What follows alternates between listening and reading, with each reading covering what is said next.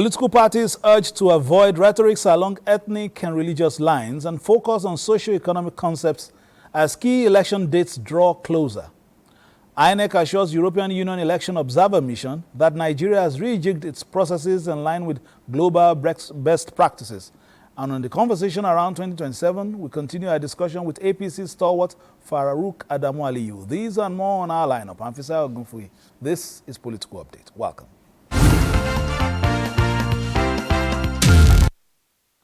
INEC Chairman Professor Mahmood Yakubu has appealed to the National Assembly to expedite action on the amendment of the 2022 Electoral Act to enable the Commission develop its guidelines for the 2027 general election. While receiving a delegation of European Union Observer Mission, Nigeria's chief election umpire noted that out of the 38 recommendations made by the EU, 8 are within the jurisdiction of INEC and have been implemented, while 30 of the recommendations, he said, need legislative consideration. Has carefully considered all the 8 recommendations specifically addressed to us in your report. Action has been taken on aspects of the recommendations that only require administrative action to implement. Similarly, action is being taken on cross-cutting recommendations that require collective action between INEC and other bodies and stakeholders, while waiting for the conclusion of the ongoing legal review by the National Assembly on the recommendations that require legislative intervention. What we are here to do is to look at the recommendations that flowed from the overall mission that were contained in the final report of the mission back in 2023. And we are very happy to see that there has been very significant progress against these recommendations. We recognize that there are certain time constraints, both in terms of judicial reform as well as administrative reform and, of course, constitutional reform, which is... Meanwhile, efforts to identify weaknesses in the Nigerian electoral system have thrown up some proposals with the Nigerian Policy and Legal Advocacy Center discussing these ideas.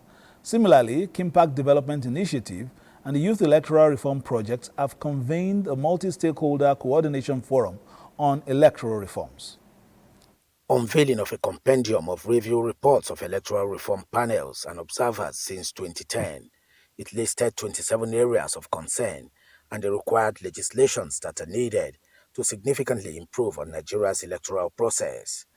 Among the critical and priority issues identified by PLAC are the appointment of members of the National and Resident Electoral Commissioners, unbundling of INEC, establishment of political parties registration and regulatory commission, establishment of Electoral Offences Commission, reorganization and integration of the existing State Independent Electoral Commission into the structure of INEC and reserved seat for women in legislative chambers. Other key issues include conduct of elections on the same day, independent candidature, use of technology in voting process and procedure, diaspora voting and swearing in of winners after adjudication of electoral disputes. Similarly, Kimpact Development Initiative and the Youth Electoral Reform Project convened a national multi-stakeholder coordination forum on electoral reforms. The forum, a high-level strategy session, aims to strengthen coordination among civil society organizations, professional bodies, legislative stakeholders, media partners and youth leaders ahead of critical electoral amendment votes. The forum also provided an opportunity to consolidate diverse advocacy efforts into a unified roadmap that amplifies youth and other electoral stakeholders' reform priorities and builds momentum for inclusive, transparent and credible electoral reforms in Nigeria. In our last discussion on the road to 2027, we had APC stalwart Farouk Adamu Aliyu in the studio. We'll now bring you the full interview.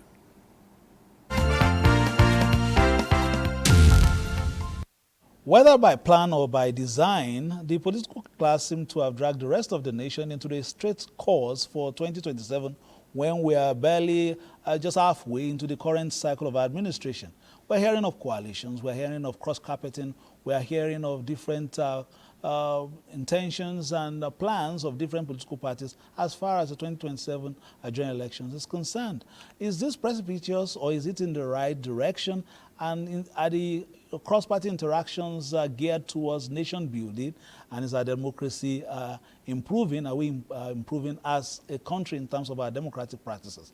We have nobody better to talk about this than someone who has performed credibly well in terms of his activities on the floor of the House when he was a member of the National Assembly, a farmer, and a stalwart in a political setting, talking about a founding member of the APC. Let's welcome Honorable Farouk Adamu Aliyu. Thank you for joining us. Thank you. It's been a while. You've been a bit quiet in the political scene. No, maybe here. Maybe here, but in terms of engagements and your political party, just tell us the state of play at the moment. We're seeing coalitions all over the place. You are a founding member of the APC, and we saw something like this, not particularly the same way, but in 2013, you galvanizing interest from a cross section of political views. Parts of the AMPP at the time, CPC, Action Congress of Nigeria, and even Abuja. Is there any, perhaps, distinguishing features between what you did then and this new emergence of the ADC? Well, I think there are a lot of differences, actually. Unfortunately for them, those guys in the coalition, I think they've started a little late. Because when we did the APC, we didn't start, this late. They are starting just 1 year, 2 years actually to election. So I think they've started on wrong footing, certainly. They need a lot of work. They need a lot of interactions and so on and so forth. So, but unfortunately, just like what you said in your opening remarks, we, the political class, have dragged the country into politicking before the time comes. Which I think is sad. It's not right, really. But then we in the ruling party, what do? We cannot just sit by and allow our opponents to take over the space. So really, that's why they are not allowing us to govern. So we are trying to mix governance and politicking as well. But certainly, it's not good for the polity. How are you managing both? Has there been perhaps some kind of challenge in terms of governing, and then perhaps also participating in the gymnastics of the political space? Of course, it's really, it's distraction. It calls for a lot of distraction, because sometimes while you're in the middle of governing, something will happen that you need to respond. So really, that kind of distraction, that's what we as a government do not want. But then there are some of us who are not in the government, what I'm saying, into day-to-day running of the government. So people like us tend to respond to certain things, but there are other issues that when they come, there must be response from the government, instead of the government to be governing. So they try to distract into doing something else, politicking as well. But well, that's where we are, so we have to mix both. Whether it's taking our time, yes it is. Really challenging, because the political class have not allowed us to govern peacefully, which is okay. It's all part of life. But we in the ruling party, we don't mind, yes, because that's how they feel like doing it, and we'll continue to govern while politicking at the same time. We had last Tuesday the spokesperson of the ADC, Malam Bolaji Abdullahi, and I alluded to the fact that perhaps the government in power is a little bit jittery about the emergence of the party in terms of the CVs and credentials of those who have come together to form this party, which he describes as a credible alternative for the Nigerian voter. Well, you see, we respect them. They are respectable Nigerians in the coalition who have contributed in one way or the other in running the country. But whether we are jittery, no, we are not. It always brings me to the elite fight. I want the people of this country to look at those in the opposition. What is the difference between them and us, really? All those people, most of them, 90% of them in the coalition were the same faces that teamed up together with us to bring down Jonathan. So what are we talking about? So it's elite fight. The elite simply, when you don't get what you want, you just jump to the other side. All of a sudden, APC, it's bad government, APC is not for the poor, and so on. And look at the faces of those guys. Just like what I said. I don't want to mention names, but all of them. There is not a single one of them that was not probably part of APC or was in the PDP. So what's the difference really? So I really want the people of the country to understand that at the level of the elites, we are one and the same. Simple. Which of the elite is better? Now it's left for the people to decide. So to me, it's destruction. To me, we respect them. They are respectful Nigerians, and let's just play the politics the way it's supposed to be played. In 2027, we will do everything possible to win the election. But if in the wisdom of Nigerians, vote APC out, so be it. We defeated another party, another person in government, and he left, Jonathan. So if we are defeated, we'll go. But then we will not just sit and allow them do that. But if they do what I'm saying, if that's the wish of Nigerian people, so be it. All right, let's talk about, the elite that you alluded to. Does that mean that this will be the face of our democracy going forward? No ideologies, just people bringing themselves together. I've made this, metaphorical allusion in the past, almost like if you are a sports fan, football clubs buying stars at the beginning of the transfer window. But unfortunately, yes, that's the truth. But then there must be Nigerians. So wherever, whether they are the elites or not elites, they are Nigerians. So it will still be part of Nigerians who will form coalition or any other party. So that's it. But then certainly, what I said, it's an elite fight. Certainly. Because if this country has gone down the drain, we, the elites, collectively are responsible.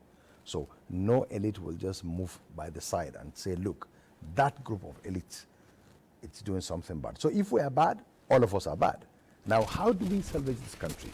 I mean, we, the elites, what I'm saying, God in his infinite mercy has given us the wisdom, or by sheer luck, we are where we are.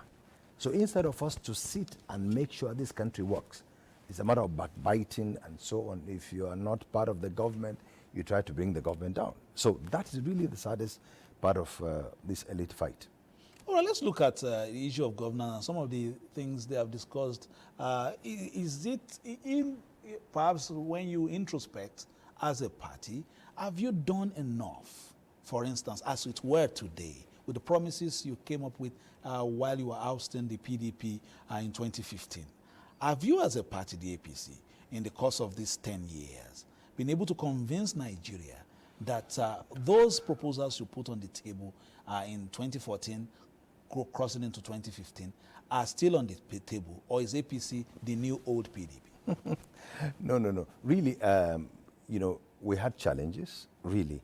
And let me also confess that there are certain things that when you are outside the government, you don't know. I remember back in the days when we were accusing Jonathan of this fuel hike, really. So some of the things we fought against Jonathan, like the fuel subsidy of a thing, we really found out that when we came to government, even as Buhari, the president, people like me, our faces were all over the country, demonstrating against the fuel hike. Now, when Buhari came, the reality, hit him at the face.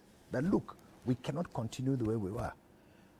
And Buhari increased tariff of petroleum products by 4 or 5 times. Now, when President Tinubu came, he realized that, look, yes, in spite of what we said about this thing, the reality is this subsidy has to go. And you remember very well that all the presidential candidates, all of them, also promised to remove subsidy. So the only thing was President Tinubu had the guts to do it. And there is no any other way, really. It's either the hard way or the soft way. So the government went through the hard way. And of course there are challenges. Of course there are sufferings. Of course the shock that came with the removal of subsidy, it didn't come to us easy. We had to be explaining to people and so on. Some accept, some do not. And remember also now the subsidy removal plus the Naira and dollar stabilization, where back in the days, people had briefcase government, like dollar in their briefcase. You go to CBN, if you're an elite or you are somebody close to the government, you get whatever you want at a government rate and then come out and do it whatever you want to do. But now, you cannot do that. The actual, our fund, our money, the actual standard of our money, what is the worth? What is the worth? That is what is there now. We don't export many things. What we export mostly is petroleum products. So those are things that we did as a government that is putting shock in the country. But then, of course, there are also improvements. Because no matter what anybody says, as of today, prices of foodstuff are coming down. This is not something that will go away in just one day. And then with all these our policies, which we believe in that is working, if at the end of the day, Nigerians feel this is not the right way to go, so be it. But we believe this is the best way to go about it. Time is not really our friend, but we may need to interrogate a few things. The president promised, that there will be more money to do so many things in terms of funding projects at this national and subnational levels. And we have seen in the figures released monthly by the Federal Accounts Allocation Committee, FAC, about the kind of money cascading down, to the different tiers of government, especially the one that is close to the mind of the current administration, which is the local government. But some Nigerians, or a lot of Nigerians, still believe in what is termed audio money. We just hear these figures, and somewhere it's stuck in between, perhaps from the federal down to the local government, some stuck in between. Do you still believe, that perhaps value of death in the transmission of some of these things to the local government level is still a challenge, especially when we talk about how tightly gripped these accounts are with the state governments? Yeah, our constitution really has some issues, because sometimes our constitution speaks from both sides of the cheek. Still, there is no real independence of the local government. But unfortunately, if you quarrel with your wife, you will blame Tinubu. If anybody has problem in his village, he will say Tinubu, forgetting the fact that there are 3 tiers of government.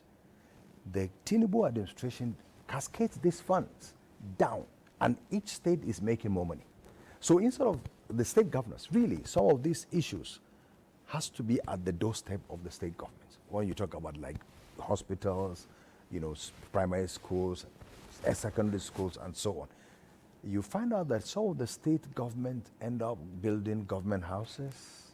Some of the state governments end up buying exotic cars or underpass bridges. There are some states in the northern part of the country that they don't need those underpass boats, but they create them, they do them. Some don't even need the airports that we build. So these are monies that are meant to be used for better things. But then in the wisdom of the leaders there, they channel the money where people don't see it, don't get it in their pockets. People just see it on the road. I mean, like when you see roads where you don't have money to feed, that's a challenge. So what is the fault of the president? What is the fault of the federal government? So that's part of the problem, part of the decision that the president made, that states will get more money, local governments will get more money. Now, whether they are working with it or not, now it's left for the people to decide. As we conclude this discussion, your party will come back to the table to present again its scorecard to Nigerians, perhaps for endorsement or whatever.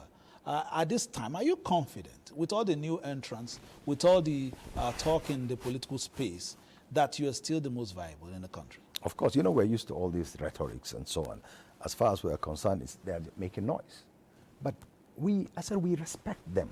We don't underrate them. So we are going to use sledgehammer on them, politically. Simple. That's it. Because the politics we're playing. So that's, you cannot ignore Atiku Abubakar. You cannot ignore Amechi. You cannot ignore El-Rufai. You cannot ignore all of them.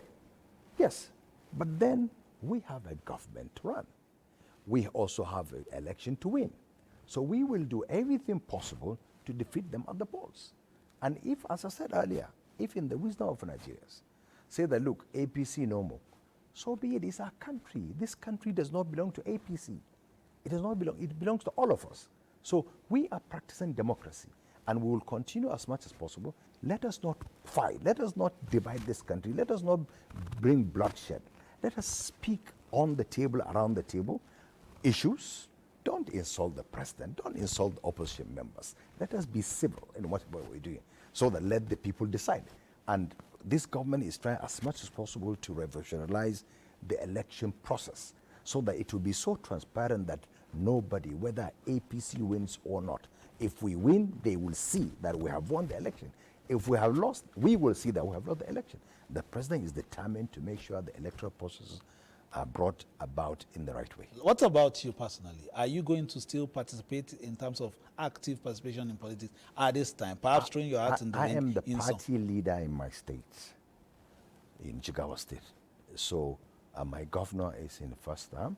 I'm an old man, over 60 now. I will allow the younger ones to take over the space. You know, they've been screaming that we've done space. So let the younger ones come and take over from us. We will mentor them. Honorable Faruk Adamalu, nice to talk to you again. Thank you. That has been an interview segment of Political Update. We will continue with the program in a short while. All right, Honorable Faruk Adamalu, you are a guest for this week. And of course, we'll bring more guests from all the political parties as we enter the home stretch of some of the key election dates in our cycle. Now, earlier in the week, the People's Democratic Party stated its credentials ahead of the 2027 election, saying it parades eminently qualified Nigerians, particularly at the governorship levels, whose performances have proven that the party is ready and capable to lead. The party was reacting to speculations linking former President Goodluck Jonathan to a possible presidential run on its platform. Upcoming PDP National Convention, state congresses, and 2027 elections top the agenda at this media briefing held at the party's Legacy House. PDP National Publicity Secretary Debo Ologunagba dismissed suggestions credited to former Information Minister Professor Jerry Gana that former President Jonathan will contest the presidential election in 2027. I don't speak for Professor Jerry Gana. People can express their opinion. But I will emphasize this. In this party, as we are today, President Jonathan is a member, he has not said he's not a member. But I can tell you, today, this party has eminently qualified Nigerians, particularly at the governor's level, who have done exceedingly well. I don't speak for President Jonathan. I don't speak for Jerry Gana, with all due respect. But our party is focused on our convention. And when we get to that bridge, we'll cross it. The PDP spokesman also reacted to reports of state congresses allegedly held in Cross River, Plateau, and Kebbi states. He described what took place in Cross River as nothing but a carnival, insisting no congress was conducted. There's a process for you to have a congress. The NWC will constitute an electoral panel. We didn't come to that. The NWC is united on this. And we all agree that it should be postponed for reasons I've stated before. He assured party members that the November 15 to 16 National Convention, scheduled for Ibadan, Oyo State, remains on course.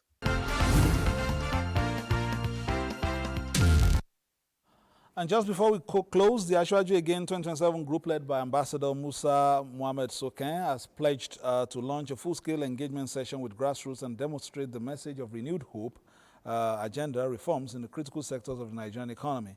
The group said the need to embark on the nationwide strategic engagement followed the performing records of the renewed hope agenda and overwhelming impact across the length and breadth of the country.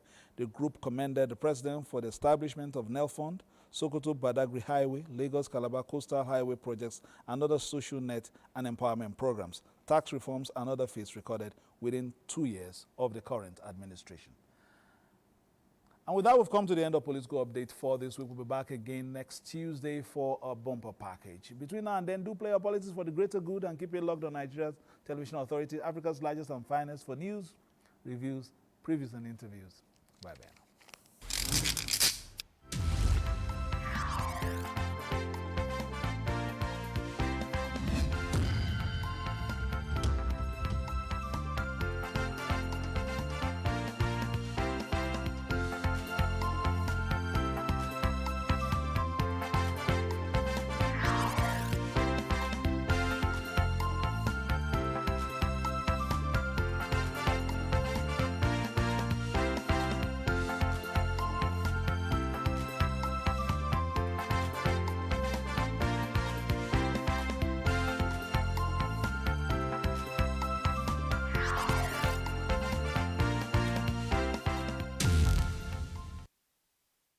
Know more about the devices and gadgets you use.